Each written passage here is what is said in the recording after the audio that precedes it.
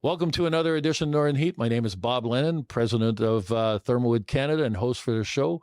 Notre invité spécial aujourd'hui, Daniel Guittard. Daniel, bonjour. Bonjour. Ça fait que, Daniel, premièrement, félicitations. Tu es devenu le premier maire de la ville de Belle-Baie. Oui, j'ai fait l'histoire à quelques reprises dans ma vie. Premier maire de Belle-Baie, c'en est une. J'étais aussi un des premiers présidents de l'Assemblée législative d'un gouvernement minoritaire en plus de 100 ans. Donc, une deuxième plume à mon chapeau. Ben, c'est intéressant quand même parce que, tu sais, souvent, le nord de la province n'est pas reconnu pour grand-chose. Puis là, on a de l'histoire qui se fait avec toi. Mais comme, tu sais, ça fait des années qu'on en parle de mettre et regrouper les villages ensemble pour faire une ville. Et voici que c'est fait. Ta vision du futur, parce qu'il y a un challenge, là. Ça sera pas facile. Ça se fait pas du jour au lendemain, ça. Mais c'est quoi ta vision du futur? Moi, je vois une ville dynamique, partenaire avec nos villages voisins, notre ville voisine Bathurst. J'ai toujours dit que Bathurst était ma ville, venant d'un petit village. Mon médecin, mon avocat, mes services étaient à Bathurst. Donc maintenant, on va avoir deux villes qui va s'appuyer, puis qui devrait grandir. Puis j'aimerais voir la population augmenter, j'aimerais voir la qualité de vie qui est déjà excellente continuer, se perpétuer dans le temps avec les deux villes jumelles. Puis, pour faire ça, tu as besoin de l'aide du monde. Tu sais, ça fait que, tu sais, c'est un challenge. Il y a des choses à faire, il y a de l'ouvrage à faire. Tu as un mandat de 4 ans, je pense. C'est 4 ans? Oui. Ça fait que durant ce premier mandat-là, peut-être tu vas rester pour plus longtemps, mais durant ce premier mandat-là, tu vas avoir besoin de l'aide du monde de la région. Qu'est-ce que tu aimerais qu'on fait pour t'aider?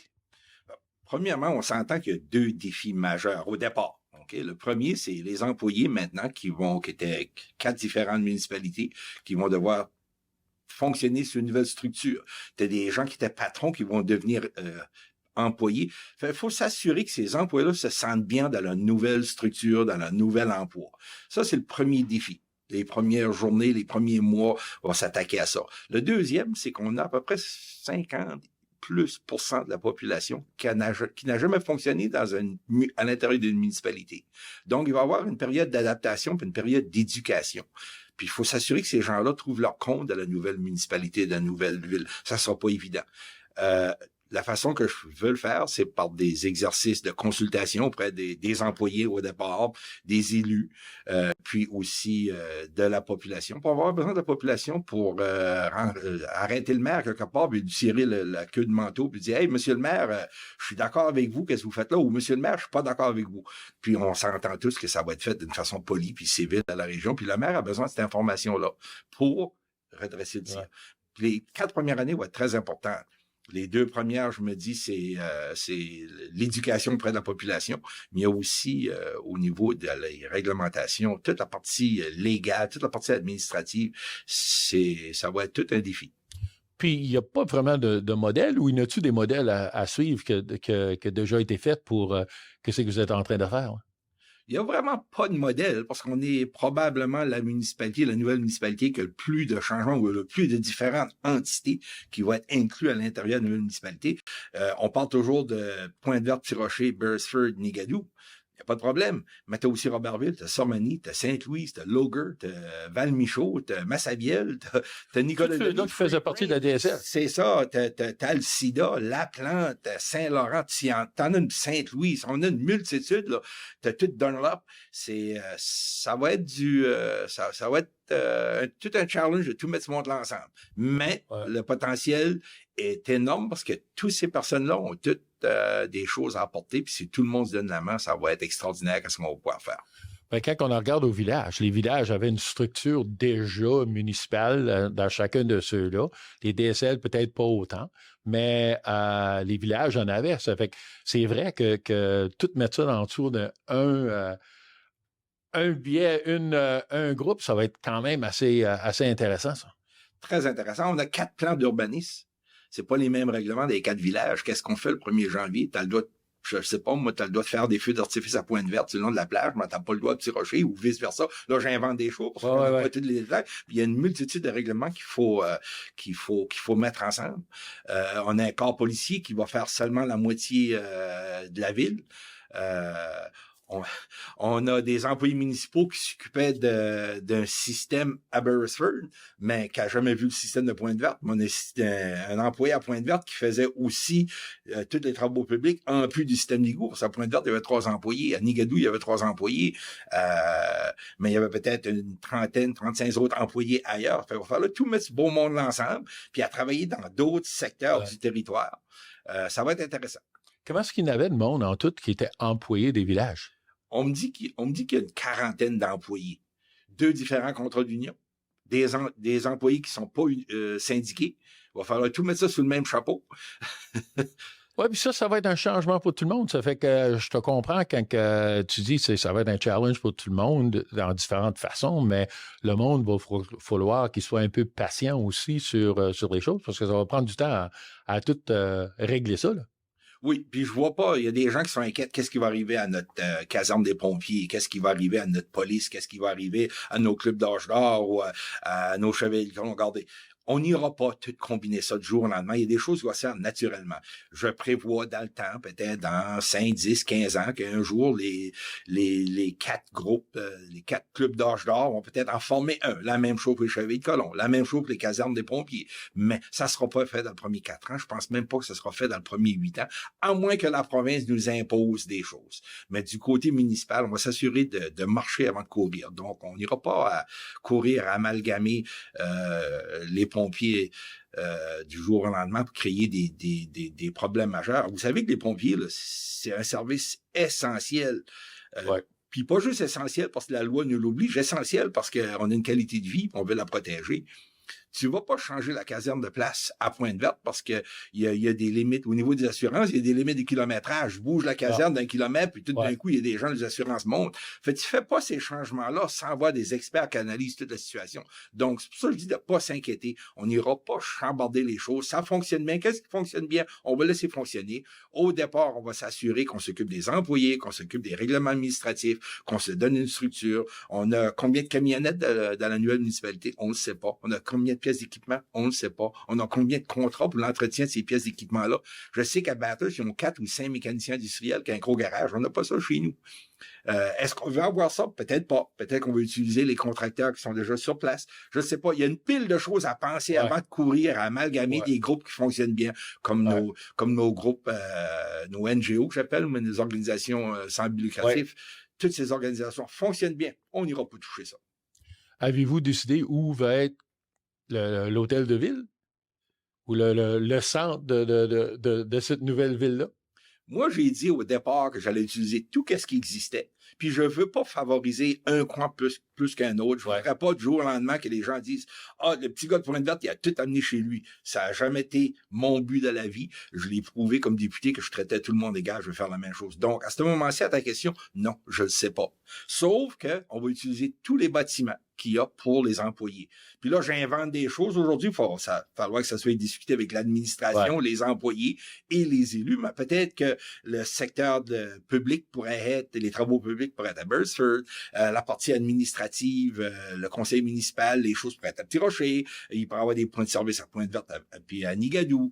Il y a une multitude d'endroits. Mes réunions mensuelles, je l'ai promis pendant ma campagne, puis j'ai l'intention de l'amener à différents centres communautaires qu'on a à la grandeur du territoire. Donc, pour aider les gens à la partie éducation, je te parlais tout à l'heure, ça serait ma façon au départ, c'est que les réunions mensuelles du conseil seraient dans les différents centres. On a à Robertville, on a Alcida, on a Madran, on a Pointe-Verte, Petit Rocher, Beresford, Nigadou. On va utiliser tous ces différents endroits-là. On a des écoles à différents endroits, il y a des belles salles, des beaux gymnases qu'on pourrait utiliser.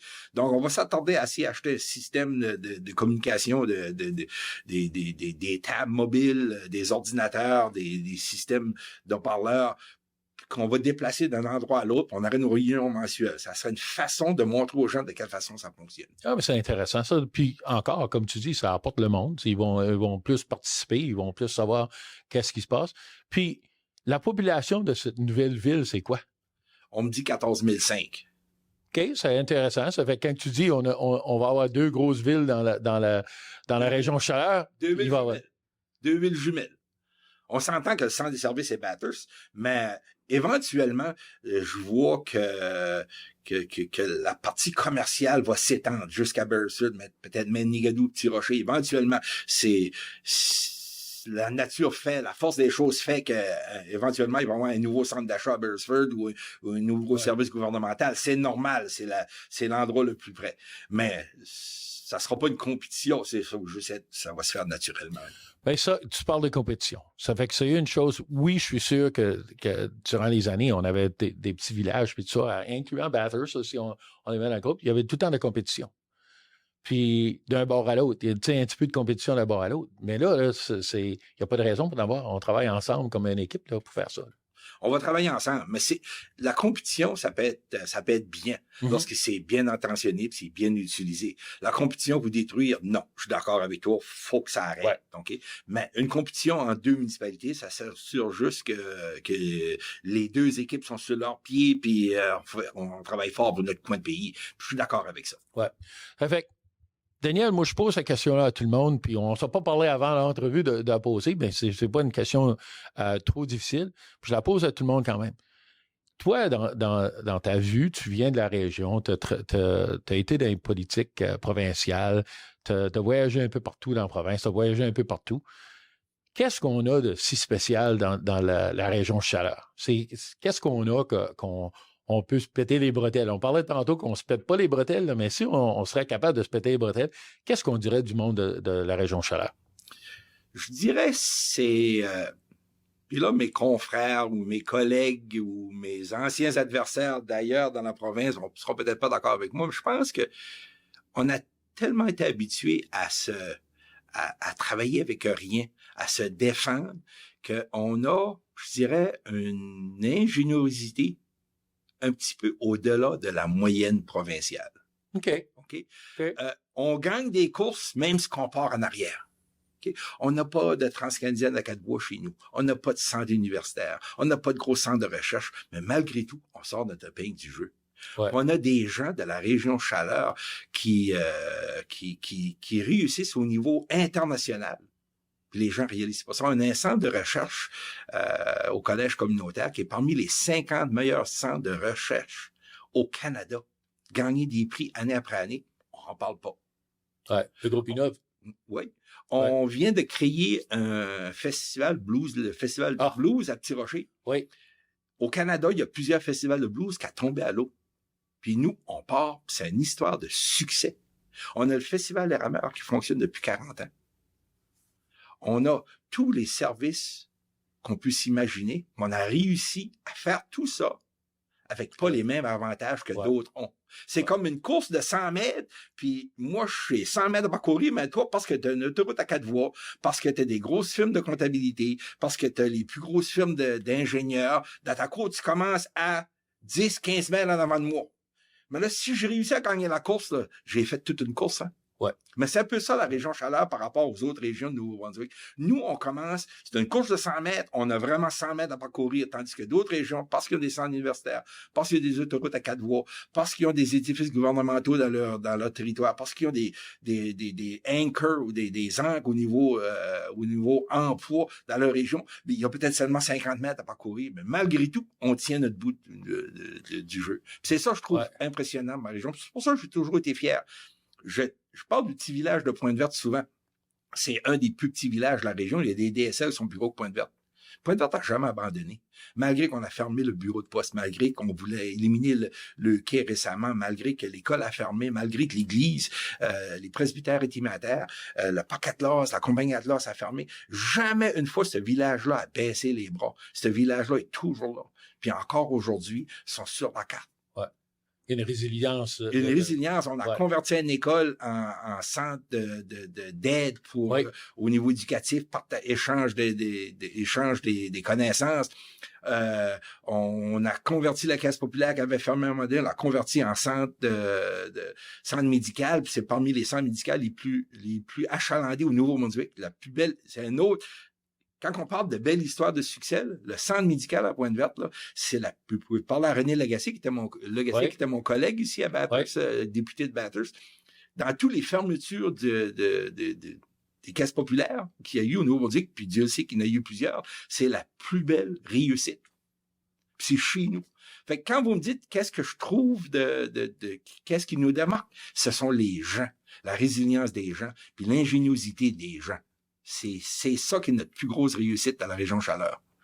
Ben, Daniel, merci beaucoup pour avoir partagé tes idées du monde de la région Chaleur. Puis je te félicite dans ta nouvelle job, les challenges que tu as aussi. Puis j'espère que tout le monde qui écoute le programme, puis tout le monde qui vient de ta région vont t'aider à réaliser les rêves que tu vas avoir pour la région. Ça fait qu'encore, je te félicite pour avoir venu pour l'entrevue, puis aussi pour devenir le premier maire de l'histoire de la région, dans la région Chaleur pour la ville de Bilbey. Merci Bob, très apprécié. On va se rencontrer à d'autres occasions, c'est certain. Ouais, au Blues, c'est sûr. Au Blues de la baie, c'est sûr, puis toutes les autres activités qu'il y a dans la région Chaleur. OK. There we are. Another edition of Northern Heat for this week, the place to come to listen to the stories that haven't been discovered yet.